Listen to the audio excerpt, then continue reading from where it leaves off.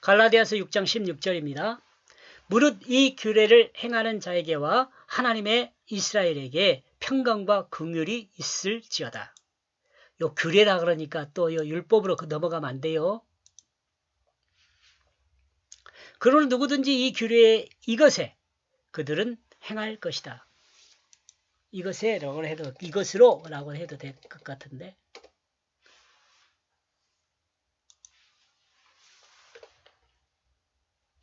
이것으로. 예. 성령의 규례를 따르는 자들은 그렇다면 어떻게 될 것인가? 바울은 갈라디아 교회들의 육체의 욕심을 따르는 삶이 아니라 성령의 규례를 따르는 삶을 살아라고 말하고 있습니다. 그리고 이 성령의 규례를 따르는 삶은 어떤 것인가에 대해서 갈라디아서 5장 22절에서 23절에 명확하게 언급하여 정리하였습니다. 그리고 그 결론은 사랑으로 믿음의 형제들을 섬기는 것이었으며 사랑으로 믿음의 형제들과 함께 하면서 결국 하나님의 역사를 진행하는 하나님의 역사의 도구로 사용되는 그리스도인이 되라고 말하고 있는 것입니다. 그리고 영원한 생명의 열매가 되라고 말하고 있습니다. 갈라디아 6장 8절요. 그러므로 하나님의 역사에 사용됨을 받는 그리스도인은 어떻게 될 것인가? 그들 위에 평강이 있다. 하나님의 역사에 사용됨을 받는 사람은 자신의 본질적인 삶을 살게 될 것이고 본질적인 삶을 통한 사람은 곧 자신과 하나 되게 된다고 말하죠. 자신과 하나 되게 돼요. 하나님과도 하나 되지만 그러니까 마음과 행함이 동일해져 버려요. 진실하게 돼요. 그러니까 이 말은 하나님께서 창조하신 목적을 따르는 삶을 회복하게 되며 하나님의 창조 목적을 따르는 삶을 살게 될 때 본질적인 자신을 회복하고 본질적인 자신과 하나 되게 되면서 또한 하나님과 하나 되게 된다고 말을 하고 있습니다. 이것이 인간에게 가장 큰 복, 생명이죠. 생명, 영원한 생명, 복을 주는 삶입니다. 하나님과 화평을 누리는 삶이 되는 거죠. 그리고 그 긍휼이 그리고 그 하나님의 그 이스라엘 위에 또 하나님의 다스림을 받는 백성을 불쌍하게 여기시는 것을 알게 되어 하나님과 또한 하나 되게 된다고 바울은 말하고 있습니다. 이는 하나님이 자기 백성을 긍휼히 여기심을 알게 되고 또한 그 긍휼히 여기시는 하나님의 은혜를 알게 된다는 거죠. 우리가 믿는 하나님은 평강의 하나님입니다. 평강의 하나님이시다. 평화의 하나님이십니다. 평강의 하나님이십니다. 곧 하나 되게 하는 하나님이라는 의미예요. 다 같은 말이에요. 평화, 평강이요.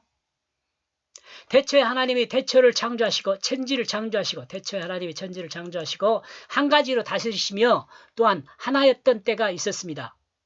그러나 사탄의 유혹으로 인간은 하나님으로부터 분리되어 자신의 욕심을 따르는 하나님을 반역한 잘못을 삶으로 따르는 하나님을 반역한 잘못된 삶으로 하나님을 반역하였습니다. 그러나 그 타락의 길을 계속하던 중 하나님의 은혜로 구속사를 따라 인간을 구원하기 위한 하나님의 작정과 경륜의 구속사는 시작되었습니다.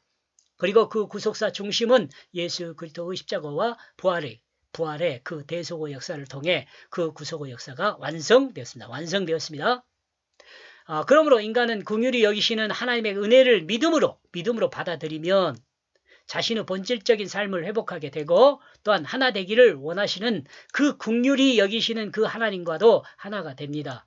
이것이 하나님께서 바울을 통해 갈라디아 교회에게 전달하는 복음이다. 나와 여러분에게 마찬가지예요.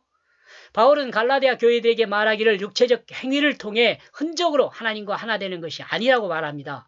율법을 지키는 것을 통해 자신의 본질적 삶을 회복할 수 있는 것이 아니라고 말합니다. 자신의 본질적 삶을 회복하고 하나님과 하나 되는 것은 하나님의 은혜를 믿음으로 받아들여 하나님의 구속사를 믿고 하나님의 시간과 장소에 믿음으로 기대하며 견디면 하나님의 그 시간과 장소에서 하나님의 역사의 주인공으로 사용하신다는 것을 말하고 있습니다. 하나님 역사의 그 주인공으로 사용하신다는 것을 말하고 있습니다. 그러므로 우리가 하나님의 역사에 사용되기 위해서 우리의 의가 필요한 것이 아니라 하나님의 역사를 믿는 그 믿음이 필요하다는 것을 알아야 합니다. 하나님의 역사를 믿는 믿음이 하나님의 역사를 기다리며 견디게 하며 또한 믿음을 하나님이 사용하십니다. 그 믿음을. 갈라디아서 핵심은 바로 16절이라 생각할 수 있습니다. 다른 주석가들은 어떻게 생각하는지 모르지만 갈라디아 교회에 증거한 가장 확실한 복음이 이 말씀을 통해 종합하고 정리하고 있다고 저는 생각합니다. 그러므로 누구든지 이 규례에 이것에 그들은 행할 것이다. 그들 위에 평강이 있다. 긍휼이 있다. 그 하나님의 그 이스라엘 위에. 자, 이걸 조금 더 설명을 하는가 봐요. 16절 이렇게 마지막에요. 규례를 따르는 자들은 하나님의 이스라엘이 하나가 됩니다. 하나님의 이스라엘의 하나가 돼요. 하나님 백성이 된다. 그렇게 이해해도 될 것 같아요.